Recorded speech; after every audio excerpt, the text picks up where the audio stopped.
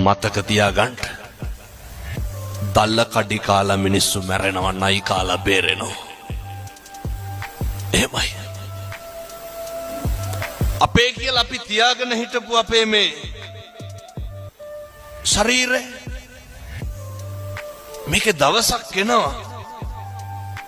අර බුදුහාමුදුරුවෝ ගන්නන්නේ මගේ නිකන් ටැග්ලයින් එක වගේ තියෙන්නේ අත්තාහි අත්තනෝ නත්ති. හරි සනාතනයි. ඇසුරු කරලා කවුරුත් නෑ කියලා ජීවිතේ නන්නත්තර වෙනවට වඩා හොඳයි මොකක්? උන්වහන්සේ අගය කරනවා හුදකලාව. දවන්ත හස්ති රාජයෙක් වාගේ තනියම වනේ ඉන්න.